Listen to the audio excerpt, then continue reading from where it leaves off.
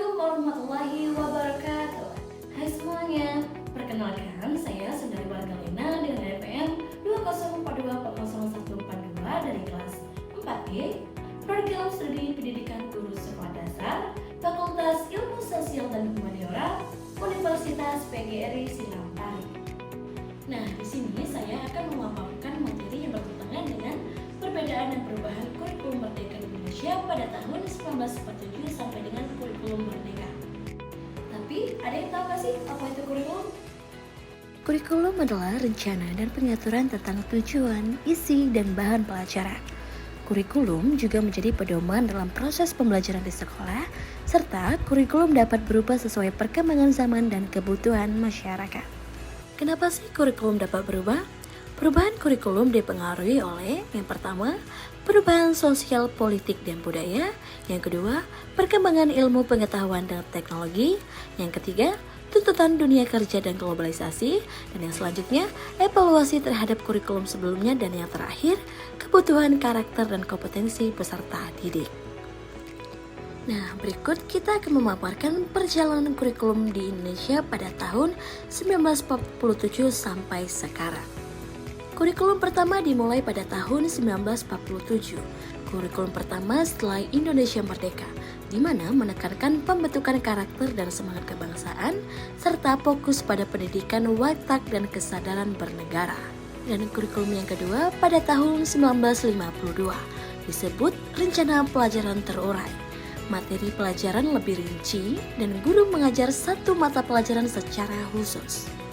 Selanjutnya, kurikulum ketiga pada tahun 1964 yang menekankan program Pancawardhana, di mana pengembangan moral, kecerdasan, emosional dan artistik, keterampilan dan jasmani, dan berpusat pada pengembangan potensi siswa. Dan kurikulum yang keempat yaitu pada tahun 1968 yang menekankan pembentukan manusia Pancasila yang berstruktur pelajaran lebih sederhana dan menekankan pendidikan moral dan disiplin. Dan kurikulum yang kelima yaitu pada tahun 1975 menggunakan pendekatan PPSI, yaitu prosedur pengembangan sistem instruksional yang bertujuan untuk pembelajaran dirumuskan secara rinci dan guru harus membuat satuan pelajaran secara sistematis. Kurikulum yang keenam pada tahun 1984 dikenal dengan CBSA, cara belajar siswa aktif. Siswa lebih aktif dalam pembelajaran dan guru sebagai fasilitator.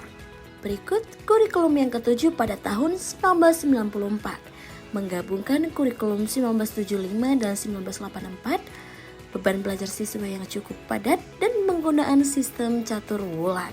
Selanjutnya, kurikulum ke-8 yaitu pada tahun 2004 KBK atau kurikulum berbasis kompetensi yang menekankan pada pencapaian kompetensi siswa dan pembelajaran berorientasi pada hasil belajar.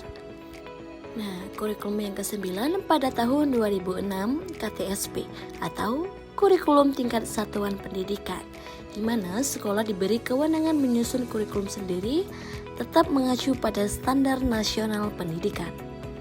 Selanjutnya, kurikulum ke-10 pada tahun 2013 menekankan pendidikan karakter yang menggunakan pendekatan saintifik, mengamati, menanya, mencoba, menalar, mengomunikasikan, serta penilaian mencakup sikap, pengetahuan, dan keterampilan.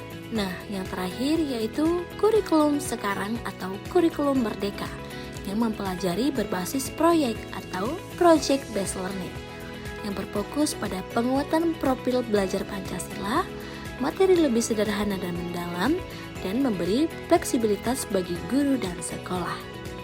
Nah, yang selanjutnya yaitu perbedaan kurikulum lama dan kurikulum nasional.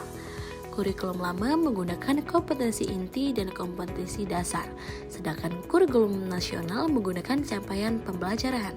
Kemudian, kurikulum lama materinya yang cukup padat, sedangkan kurikulum nasional materi lebih ringkas dan mendalam.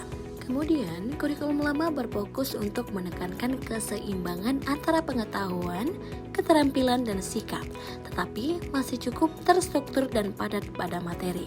Sedangkan kurikulum nasional berfokus untuk membentuk siswa yang sesuai dengan profil pelajar Pancasila, yaitu beriman dan bertakwa, mandiri, gotong royong, bernalar kritis, kreatif, dan berkebinekaan global.